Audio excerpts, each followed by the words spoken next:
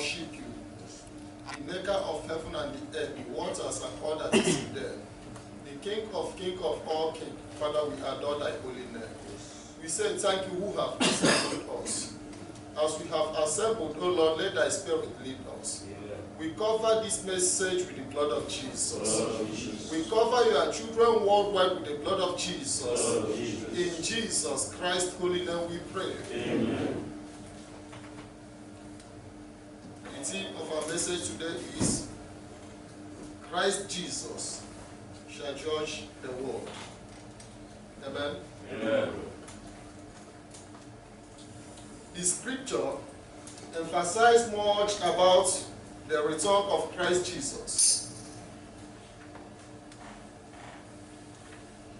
And when Jesus is coming back a second time, the scripture indicated properly that Jesus is not coming again to die for mankind, but Jesus is coming to judge the world.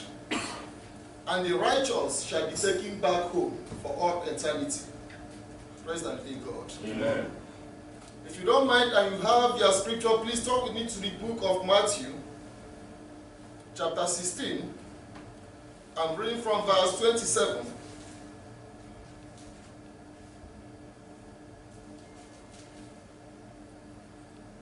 And he says, "For the Son of Man shall come in the glory of his Father with his angels, and then he shall reward every man according to his works." Praise the living God. Amen. Before Jesus completed his job on earth, he warned that he will be back again. And in the book of Matthew chapter 16, he was educating the world that he must surely come back again. And when he's coming back again, he's not coming back to die for the sins of the world, but he's coming back to judge the world. And the righteous shall be rewarded, and the wicked as well shall be rewarded. Praise the living God. Amen. And from the message that we received this year, 2020, and the message says this, the first prophecy of the year, I told the church that God have commanded me to share with the world that Jesus is coming. And that message is this: I saw Jesus, he came, and the world was judged, and the churches were judged, and the pastors were judged. The most powerful men of this world were judged. But it was quite unfortunate that over 90% were condemned. And I proceed to the second message. The second message is about war. Praise the living God. Amen. And just 2 days in this year 2020, we have seen preparation of war in the Middle East. Exactly the area that was being mentioned. Jesus is giving this revelation to warn the world, so that nobody will have excuse at the last day. To those that believe in Christ, and to those that didn't believe in Christ, there will never be an excuse that will be accepted by the living God. And why God is giving us this warning is for we to amend our ways. According to the book of Matthew chapter 16, 27, it says, "Everyone shall be rewarded. Sinners shall be rewarded, and the righteous shall be rewarded." And for the children of God that claim that they are worshiping God on earth throughout the days of their life on earth, if we shall miss the kingdom of God at the last day, it shall be so disastrous to I and you. Praise the living God. Amen. If you don't mind, still proceed with me to the book of Revelation to see the revelation of John, our brother. Revelation chapter 1.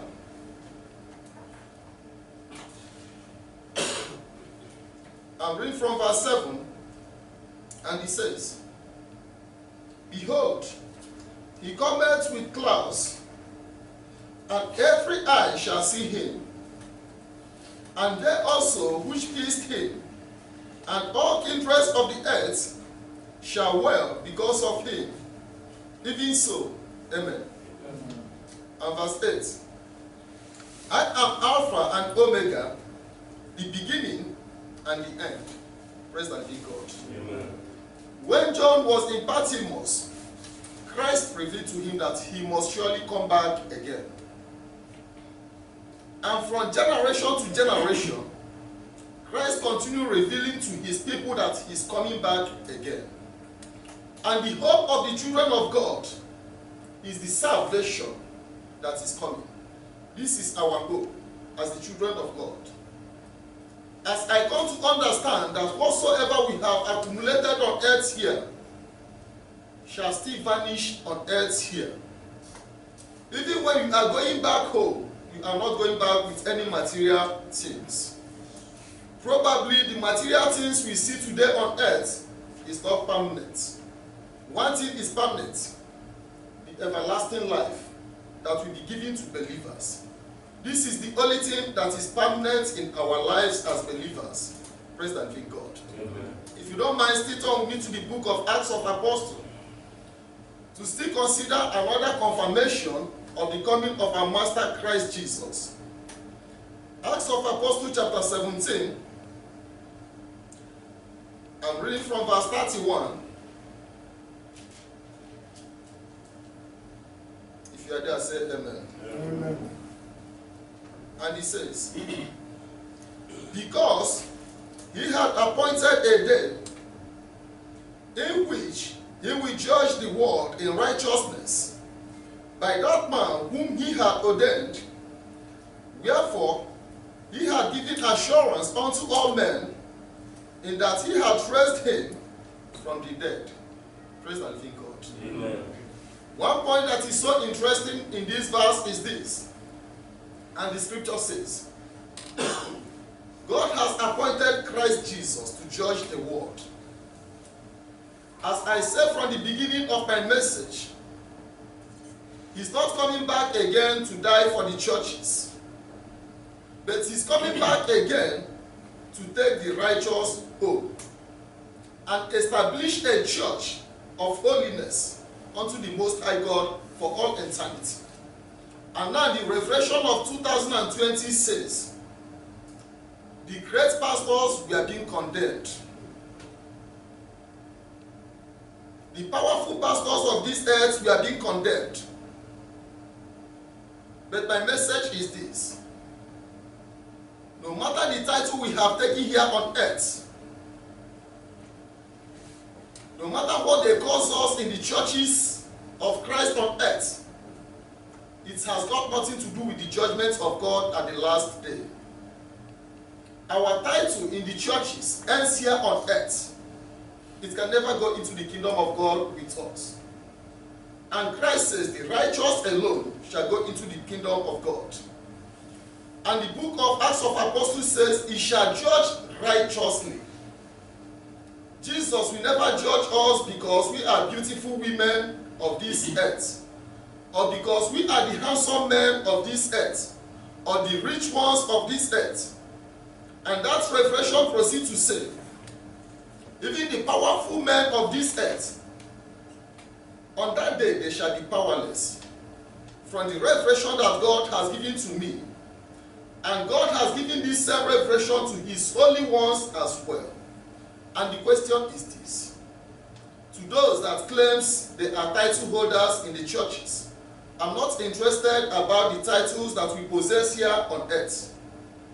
We may call ourselves the popes, or the bishops, or the archbishops, or the pastors, or whatsoever we love people to call us on earth. We may possess that title. But the question is this. How many pastors are God-fearing, that teach the children of God things about God? When I look right round in the land where I am, in the land of South Korea, and when I consider the African pastors, they became the greatest shame that I have seen in my ministration. And most of these pastors, according to the message that Christ gave to me, they are highly occultic. Korean pastors as well. And the pastors of our generation, I saw great amounts of pastors, they were being judged. They were being condemned, one, with occultism. They are highly into occultism, destroying the churches of Christ. Second, most of them are into adulterous life. They are idolaters. In the third place, these people are into money laundering in the churches of Christ, destroying the churches of Christ for the sake of material things.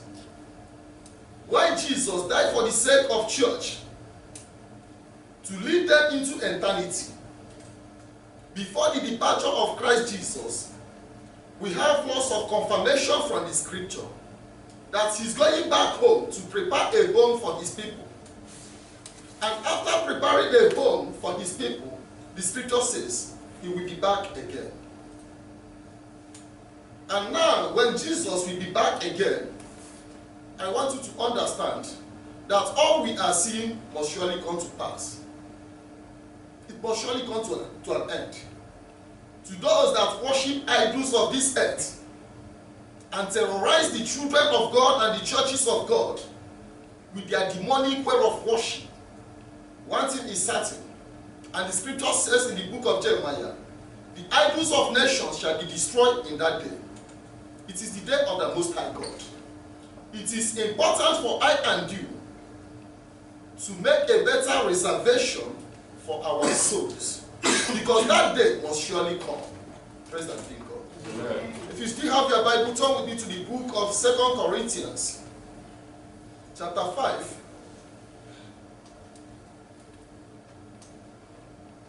I'm reading from verse 10,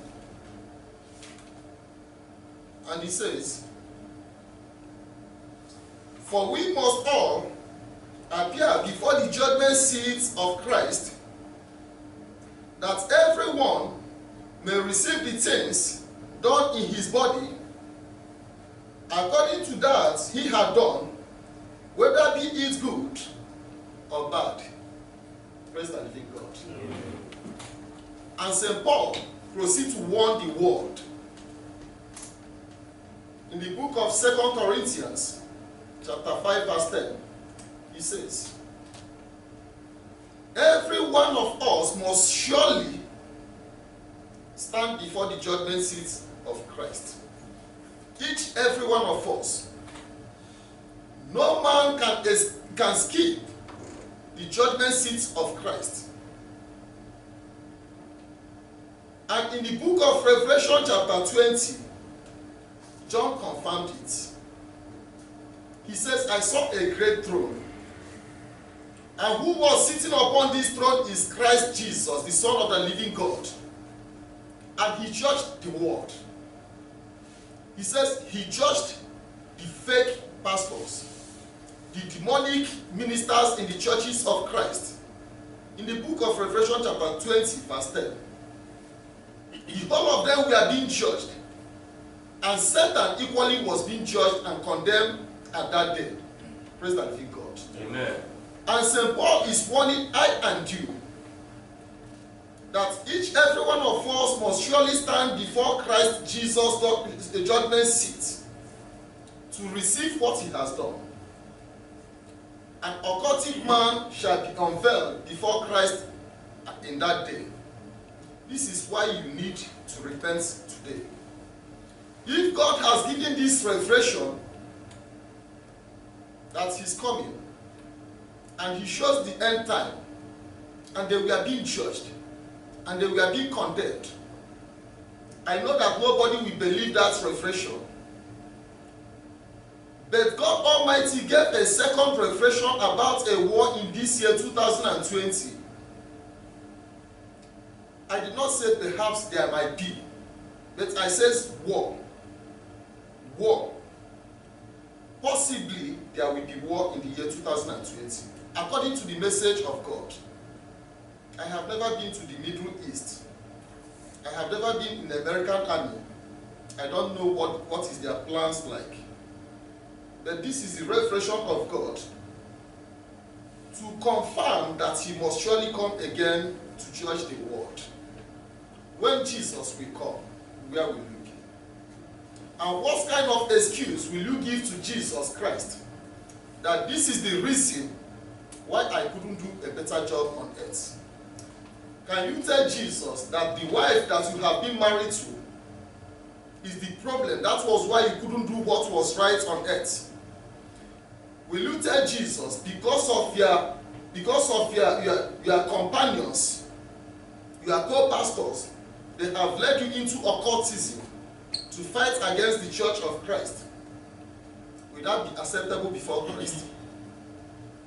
And the book of Jeremiah said, stand properly, ask yourself questions. Think of the right way that will take you into eternity. I decide to offend men and please God and make eternity at the last day. Since I come to understand that our days is limited on earth, be it good or bad, the whole of us are going back home. If you come to realize that you are going back home, willingly or unwillingly, you must go back home. Do what is right for you to make it in the kingdom of God. Praise the living God. Amen. Please, if you don't mind, turn with me to the book of Revelation chapter 22.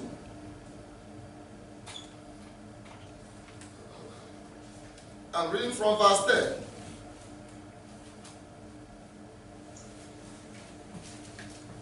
And he says,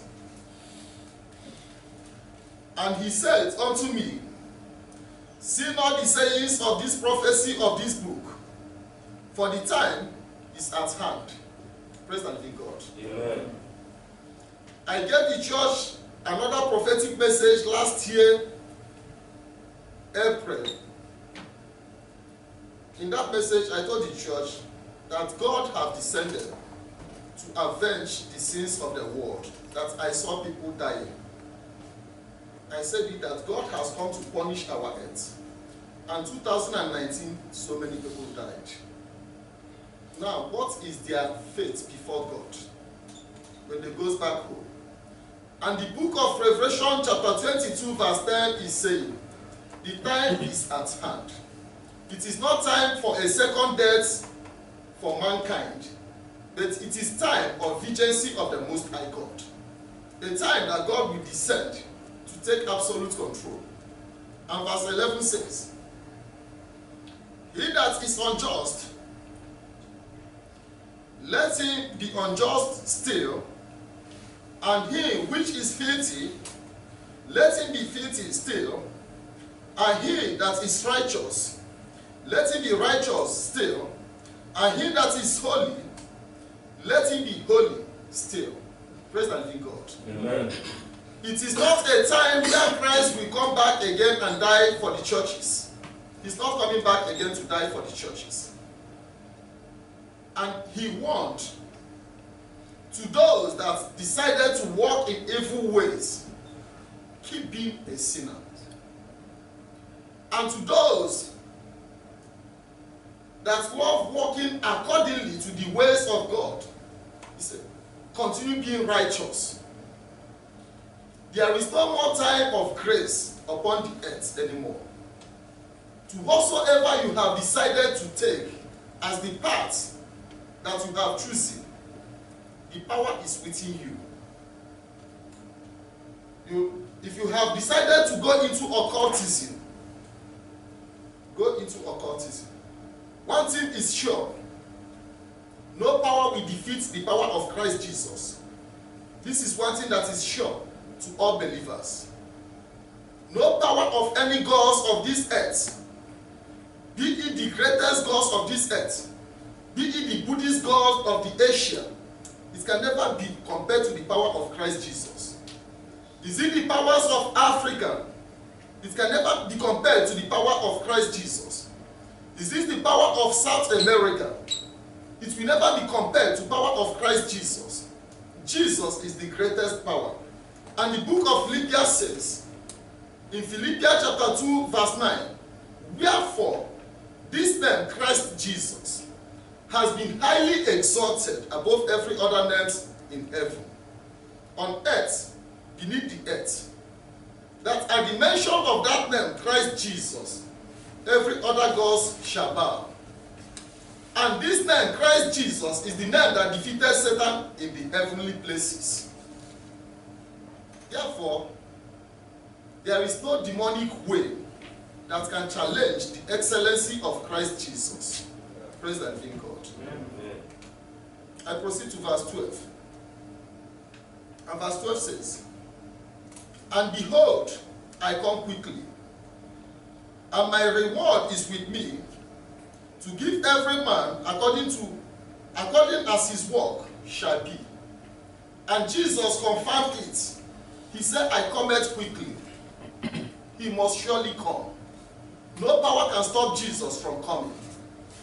The second time that Jesus is coming shall be for judgment.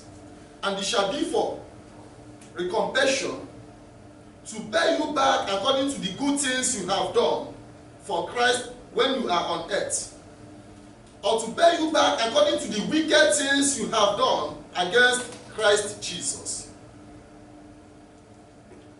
I proceed to verse 15 of Revelation chapter 22. And verse 15 says, for without are dogs, and sorcerers, and warmongers, and murderers, and idolaters, and whosoever loveth and maketh a lie. Praise the living God. Amen. And the scripture continues emphasizing strongly. This is the last chapter of the scripture. And Jesus is concluding the messages of this scripture and prophecies. He says, at that day, in the kingdom of God, dogs, things that are defiled, you never go into that kingdom in the first place. In the second place, he says, sorcerers, magicians can never go into the kingdom of God. Witches can never go into the kingdom of God. Wizards can never go into the kingdom of God. Native doctors, witch doctors, all those that are possessing magical powers, they cannot go into the kingdom of God. And he proceeds to say, warmongers, idolaters, those that commit fornication or adultery, they will never go into that kingdom of God. He proceeds to say, murderers, those that are killing, will never go into the kingdom of God. He proceeds to say, the idolaters, idol worshippers, those that worship idol, and Jesus confirmed, they will never go into the kingdom of God. Now the problem is this: not going into the kingdom of God is the only problem, but the punishment that shall follow for all eternity is the greatest pain and problem. And verse 16 proceeds to say, I, Jesus, have sent my angels to testify unto you these things in the churches. I am the roots and offspring of David, and the bright and morning star. Praise the living God. And verse 16 proceeds to say, I, Jesus, Christ Jesus, who have died for the sake of mankind, is speaking. The Spirit of Christ Jesus is giving revelation to the churches and true believers. He was the man that gave revelation to St. Paul. He was the same man that gave revelation to John in Patmos, that every man shall be rewarded according to his work. Praise the living God. Yeah. If you don't mind, please still turn with me to the book of Ephesians to still see more of the position of sinners at the last day. Ephesians chapter 5. I'm reading from verse 5. And he says, for this ye know, that no whoremonger, or unclean person, nor covetous man, who is an idolater, hath any inheritance in the kingdom of Christ and of God. Praise the living God. Christ Jesus is coming. My message is this: Christ Jesus is coming. He's coming to judge the world. He's coming to pay back to each every one of us according to our works. St. Paul was in a different location in the days of his ministration, teaching about God, and Jesus gave him the same reflection. And John was in Patmos, where he was being imprisoned, and Jesus gave him the same reflection. In Revelation chapter 22, verse 15, it says, sinners will not go into the kingdom of God. In Ephesians chapter 5, verse 5, St. Paul says, sinners will not go into the kingdom of God. So automatically it is important for we all, anybody that have decided to be a child of God, to follow Christ, my advice to you is this: Christ may accept you back today if you can repent and come back to Christ. For you to escape the condemnation that is coming upon the earth. And verse 6 says, let no man deceive you with vain words, for because of these things cometh the wrath of God upon the children of disobedience. Praise the living God. Amen. Let nobody deceive you. Don't allow any man to deceive you. In as much as our judgment is personal before God, it's individual. God will judge each every one of us individually. For that reason, don't allow your father to deceive you. Don't allow your mother to deceive you. Don't allow your wife to deceive you. Because no excuse will be acceptable at the last day. If you don't mind, compared to the case of Adam and Eve. Adam was in the garden. He did not request from God that he needed a wife. And God gave him a wife. And the same wife made him to sin against the living God.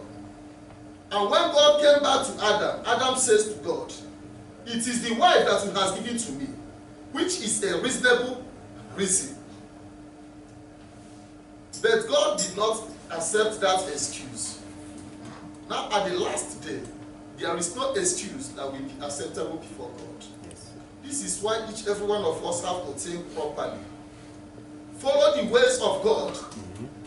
The world may rise up against you, but the end point of your life will be salvation that is greater and highly greatly valued than the life you live here on earth. Yes, the salvation that comes from the Most High God is priceless. Praise the living God. Amen. If you don't mind, still turn with me to the book of Luke. Let's still consider the warning of Christ Jesus to mankind. Luke chapter 17. I'm reading from verse 26. And he says, and as it was in the days of Noah, so shall it be also in the days of the Son of Man. Amen. Amen. And Jesus was warning the world. Before his ascension, he was warning the world that he will take this world unaware. He says it shall be like in the days of Noah, when the world refused to listen to the word of God. And verse 27 says, they did eat and drink. They married wives. They were given in marriage until the day that Noah entered into the ark, and the flood came and destroyed them all. Praise the living God. Amen. The greatest figure that has come on earth with the word of God is Christ Jesus. He is the greatest figure that has come on earth with this perfect message. Not about the pastors you see today. No pastor will be compared to Christ Jesus. The greatest pastor of this earth today can never be compared to the apostles of Christ. And Christ came from heaven above with this perfect message to show us the way into eternity. And he was warning. He said to this generation, to our world, it will take them unaware, as it was in the days of Noah.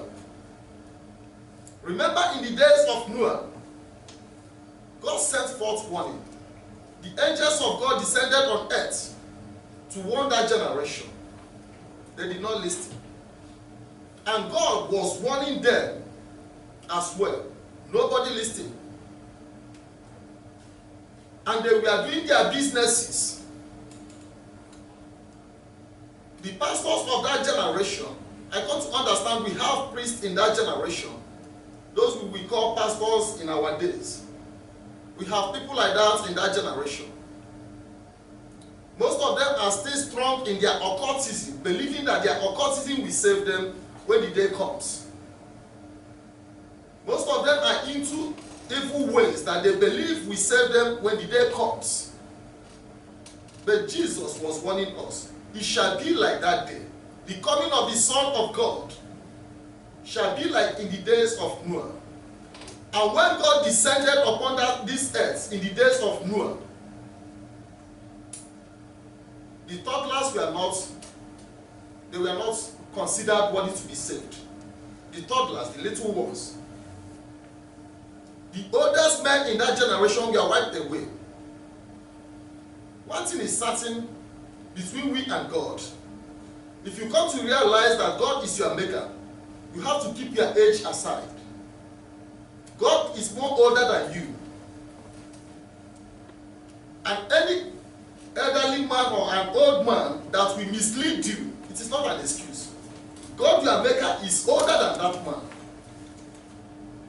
And I read of accounts of that Genesis chapter 7. Old men were not being saved because they are old men. Little children are not being saved because they are little children. The pregnant women are not saved because they are pregnant women.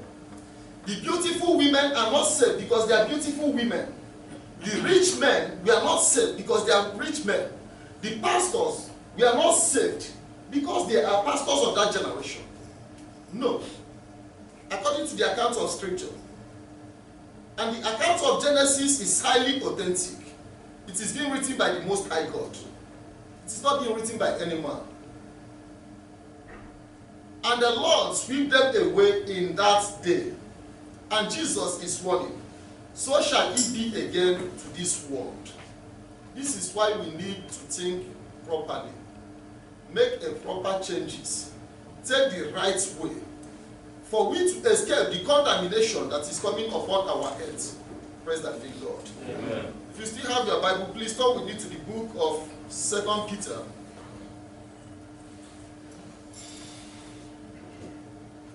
2 Peter chapter 3.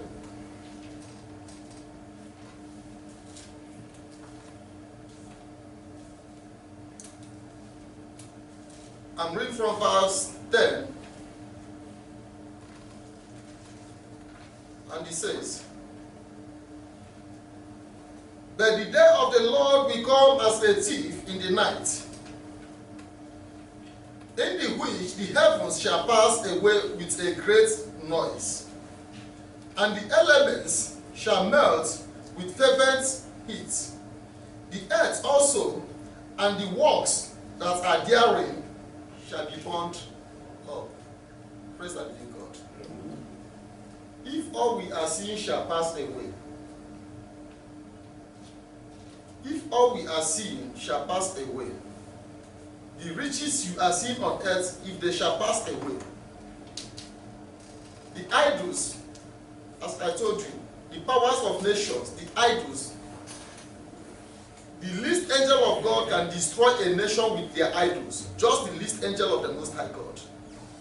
If all these things shall pass away, why are you not thinking about your soul?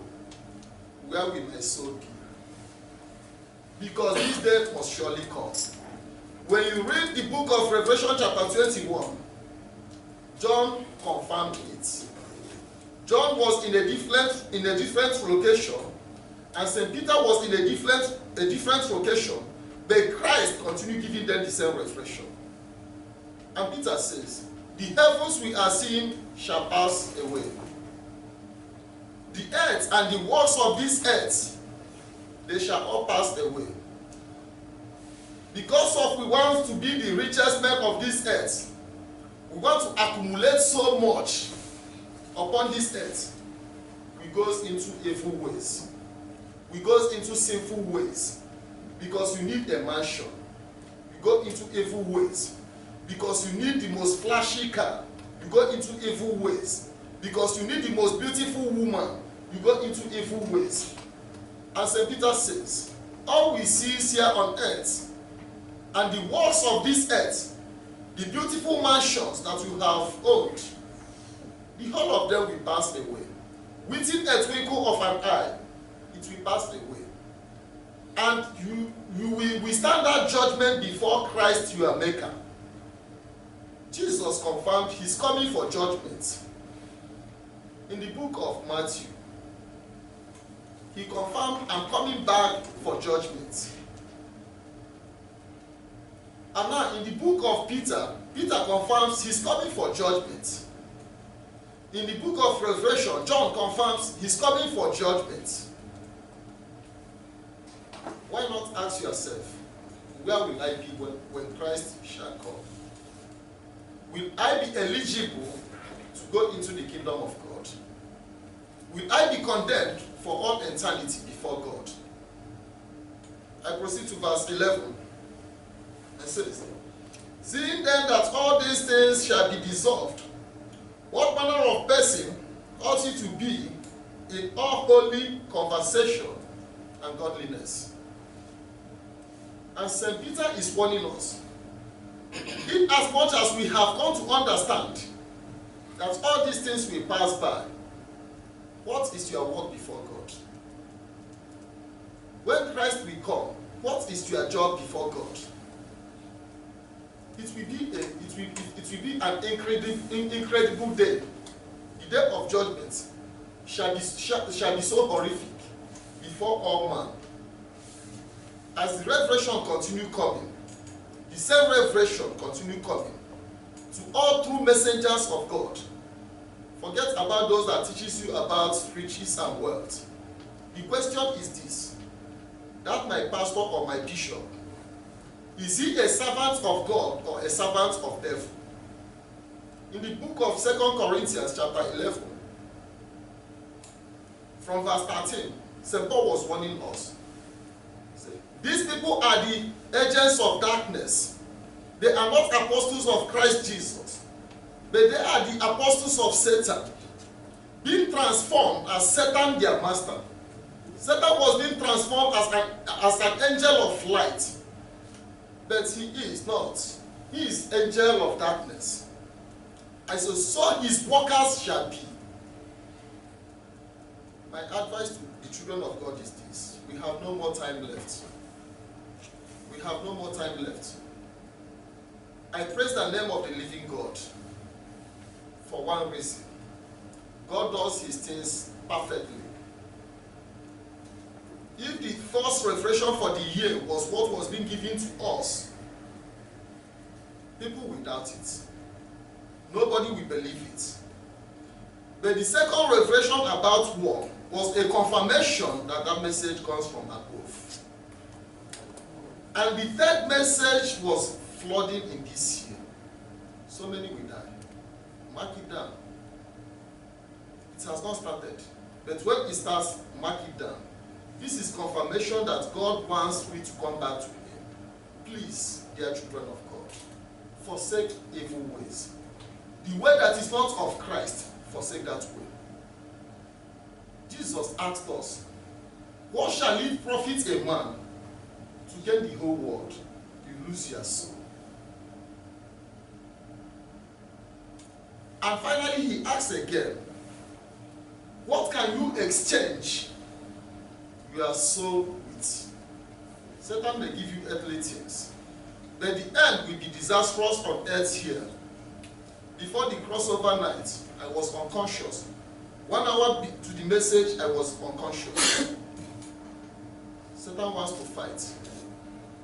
But the same God proved that he is the living God. Therefore, come back to your Maker. If you don't mind, our last quotation for the day. So we need to the book of Mark. Mark chapter 10. Mark chapter 10. I'm reading from verse 17. And it says, and when he was gone forth into the way, there came one running, and knelt to him, and asked him, Good master, what shall I do that I may inherit eternal life? Praise the living God. Amen. The account of Mark chapter 10 tells us about a man who was highly rich. He was having all he needed as a man. But one thing is missing: the salvation, the kingdom of God. And he went to Christ Jesus to inquire from Christ, what shall he do to be saved? And let's continue with the response from our Master Christ Jesus. I continue with verse 19. And he says, Thou knowest the commandments. Do not commit adultery. Do not kill. Do not steal. Do not bear false witness. Defraud not. Honor thy father and thy mother. Praise thy God. Amen. Which means the commandments of God from the days of Moses, nobody changed it. Jesus did not change it. Because of your pastors that are teaching you that the commandments has been erased, nobody changed the commandments of God. And nobody can do that. And Jesus reminded him the same commandments that comes from the days of Noah. He says in the first place, Thou shalt not commit adultery. Some says we are ministers of God. How many brothers in the church that can stand before Christ when Christ shall come and say, I have not committed adultery? I have not been engaged in adultery activities. I want the children of God to be saved by the grace of Christ Jesus. Amen. It is left for you and God. I'm not talking about the pastors. We hardly find pastors that we say that they are clean from adultery. But this is the teaching of the scripture. And what did God say about adultery? We see so many families have been destroyed because of adultery. Worldwide, nobody teaches them. And God commanded in the book of Leviticus, chapter 20, and verse 10, it says, Anybody that shall be caught in the act of adultery shall be stoned to death. This is the commandment of God. But in churches, we see this is what the pastors are encouraging women into. It is left for you to pick up your scripture. If God will judge you face to face in the day that he will come, it is advisable for I and you, listen to your Maker. Come back to God sincerely for you to be saved. No matter the difficulties of this earth, the difficulties must surely come to an end. But the reward that comes from God will never come to an end. It will be for all eternity. Yeah. And this is why St. Paul was encouraging us. He says in the book of 1 Corinthians chapter 2, if God should open our eye to see the glorious prize that is coming to the children of God, that we shall pray, let this suffering be increased. Because the prize that comes to the children of God is endless. The kingdom of God is where you have peace for all eternity. On earth you have no peace. When you are rich on earth, you have no peace. When you are poor on earth, you have no peace. When you are married on earth, you have no peace. When you are not married, you have no peace. Nobody is having peace on this earth. If you come to consider that our world is filled with pains, dear brothers and sisters, work for your salvation. If you are a pastor, come back to God.